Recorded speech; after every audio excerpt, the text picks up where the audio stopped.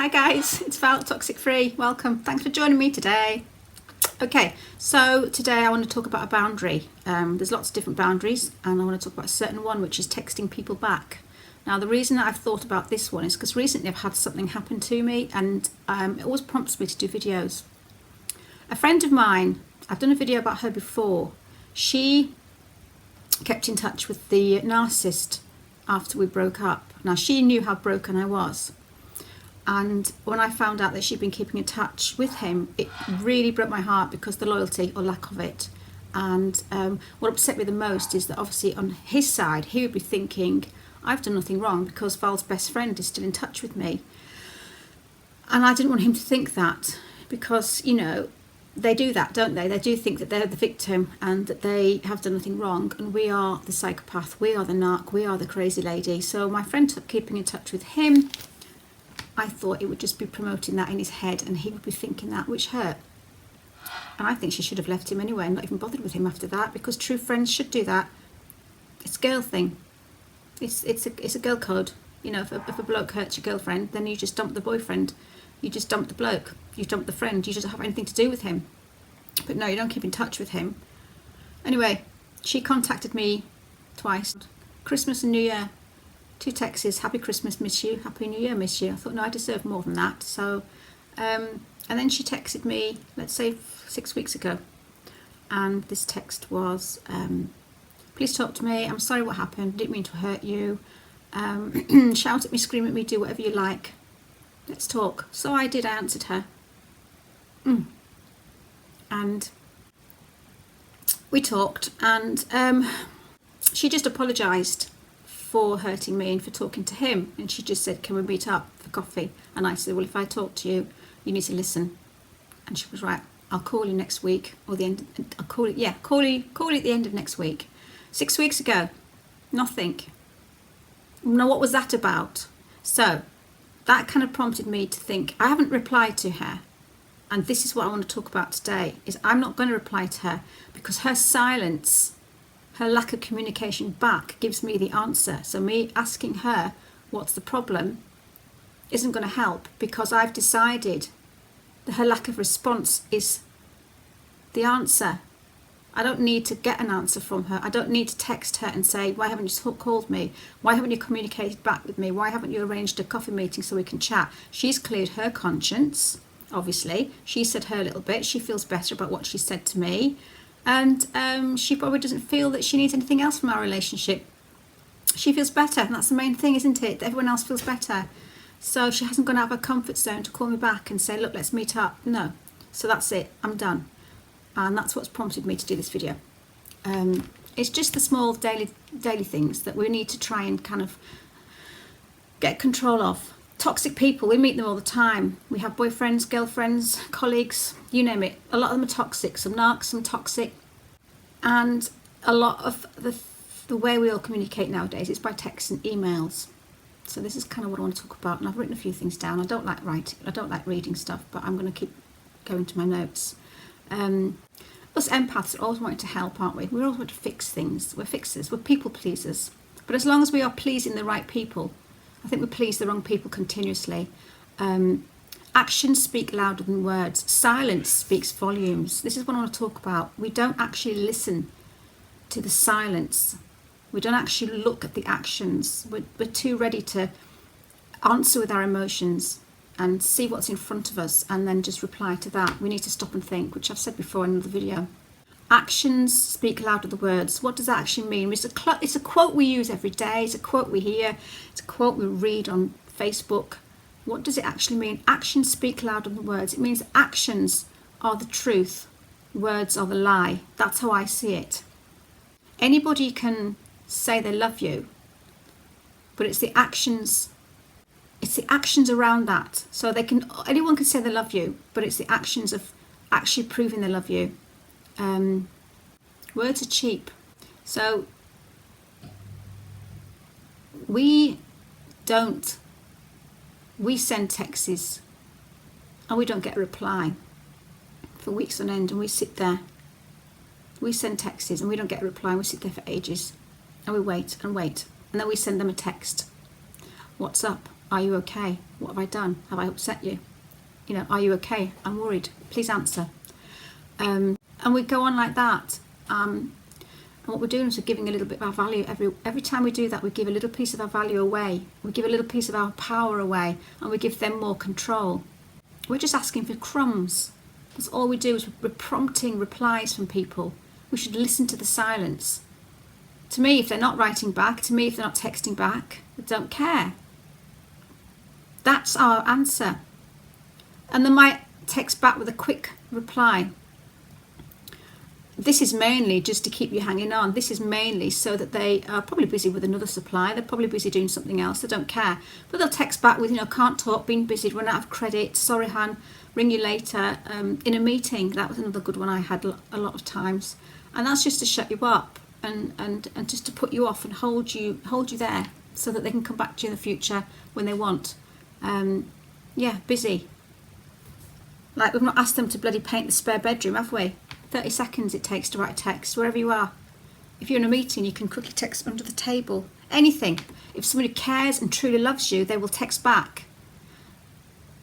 And if they see what it is, we want to be looking for people who have empathy, who are like us. Now, I know that if I don't text someone back straight away, I get worried that they're going to think that they've upset me, or that I'm going to make them worried. I always put myself into their shoes, which is what empathy is. And I always think, oh my goodness, if I don't text back within 5 minutes, they're going to think, what's wrong with her? She's an ignorant. I don't want people to think bad things about me, and I don't want people to think that they've done something to me or upset me or anything. So I reply straight away. That's what empathy does. And if somebody doesn't text you straight back, they don't have empathy. These are little things to look at in daily life. We're basically on a crumb quest. We ask for crumbs. We prompt people's replies. It's not our responsibility to prompt them. Prompting them is only getting something back from that person because you've asked for it. It's like saying, does my bum look big in this? They're going to say no because we prompted them. If they said to you just out of the blue, wow, that dress makes your figure look gorgeous, that's the truth. Do you love me? Yes, I love you. That could be a lie because we've prompted that question. If someone just says, I love you out of the blue, and you haven't had to prompt it, then it's probably true. If you've asked somebody, do you love me? And they've said, of course I love you. To me, I still don't see if that's the truth because they've just answered me. I've prompted them to answer that question, and they're not going to say no. They're not going to say anything else but yes, I love you. We have to stop prompting other people to give us replies. The reply is the silence. It means a hell of a lot. There's a lot in that silence. We need to read the silence more than their texts because the silence is the truth. Words are the lie. We'll just text back with, okay, just wondered. I was just worried. Sorry, hon. I'm glad you're okay. I was just, wanting to know what you were doing. We send that, and then 5 minutes later, we're still sitting there waiting for a reply back. It's just the anxiety levels in everyday life is ridiculous. We need to stop. We're just sitting there waiting for a lying knobhead narcissist to reply to us. And they've got the power then, because they're quite liking the fact that we're sitting on the other end of the phone hanging on waiting for them. And they know that. We don't want that. We're just waiting for clues. We're just wanting to know what's going on in the relationship, whether it's a friendship or whatever kind of relationship is. So then we send back with, okay, hon, just wanted to know, smiley face, kiss, kiss. We aren't smiling. There's no smiley face on our face. But no, we put smiley face. LOL, laugh out loud. We're not laughing out loud. We're bawling our eyes out probably through anxiety. So we need to stop asking them. We need to stop prompting them. Because every buzz of the phone's vibration on that end is an ego feed. 50-50, it needs to be 50-50 in relationships. So every time we give our value away and every time we text somebody, we're begging for an answer of someone's text. We're giving them 60-40. I'm not going to get into the maths because if anything higher than anything, I'm going to get confused in my numbers. I'm not that good at numbers. But no, we need to stop. We fall into their trap. They play silly buggers.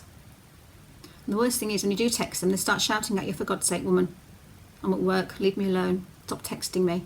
And you just feel even smaller. Leave them alone. Also what happens is every time that we text, where are you? What are you doing? We don't get reply. What's going on? We don't get reply. They're looking at the phone. They're loving it. They're loving the fact. Every text that mounts up, I'm angry with you now, hun. Text me back. Where are you? Where are you? Text me back. They will use these texts against us in the smear campaign and triangulation. Look at crazy woman's texts. Well, she will not leave me alone. Look, every 10 minutes she's texting me. That's what they'll do. They'll use your texts of desperation and anger and frustration. They're causing it. They're making you text like this, and they will use that text against you in the triangulation and the smear campaign. Look at the crazy woman. She's obsessed. He'll use those texts with his new supply. Look, this is my ex, crazy bird. Look, can you see how crazy my ex is? Can't get rid of her. If she texts while I'm here, I'm so sorry, I'm trying to get rid of her. But you can see how crazy she is.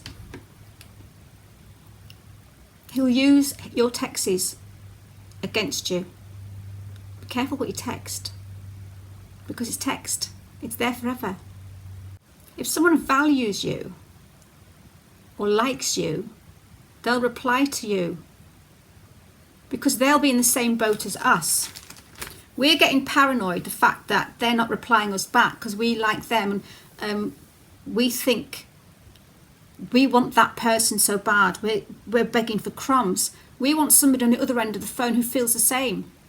They think, I better text her back because I'm going to lose her. I better text her back because she's valued. She's a prize. We both should value each other in a relationship. They should be thinking the same thing as you. You text them, hey hon, how's your day? They should reply back quickly because they should be pleased. They've got a text from us. They shouldn't use our texts against us. So they should value us as just as much as we want to value them, and vice versa. And we should also value ourselves. So basically the moral of the story is, don't ask a knobhead narcissist if they love you.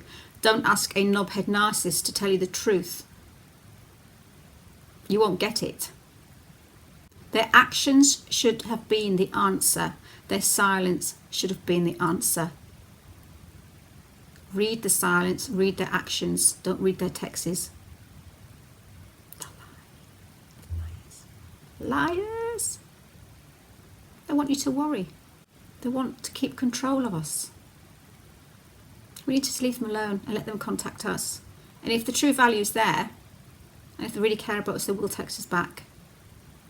And those that don't text back. This is kind of where I'm coming from with my first conversation when I started this video.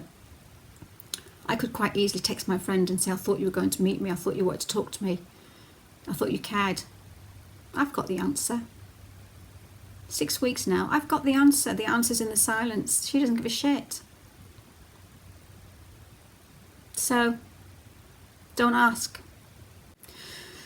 So yeah, the answer's staring us in the face that they don't have empathy, they're not sensitive, they don't have any sensitivity, they don't give a shit, and they just want us to be upset and to be in their control. So next time a friend, a boyfriend, a toxic person, a narcissist or anyone does not reply to a text, or even stops commenting on your statuses, stops liking stuff, that's the truth. Don't ask them, why aren't you liking my stuff anymore? I've done that myself. I just got a stupid answer back. Why aren't you commenting on any of my statuses? They'll lie. Half the time, they're online when you're texting them and they can't say, oh, I'm busy, because they're busy writing a bloody status to some girl else or something. Oh, it's so frustrating. We just beg for crumbs. We need to stop begging, we need to stop prompting. It's nothing to do with us. If they want to be an arsehole, let them be an arsehole. Just think, do we really want this person in our life who ignores us, who has no empathy? We need to make life like Facebook. Unfriend people in life as well as on Facebook. We should. Facebook should reflect our lives, but it doesn't, we know that. Make your boundaries. And the first boundary should be this week. If people don't reply to you, don't ask for a response. Don't prompt them. Don't text them. Let them be. Because every time you text that person and you beg that person to reply, you're losing your value. They've got the control. It's not 50-50. It's 20-80. Just value yourself. I think I've said everything. I hope that makes sense. I say that at the end of every video. It doesn't.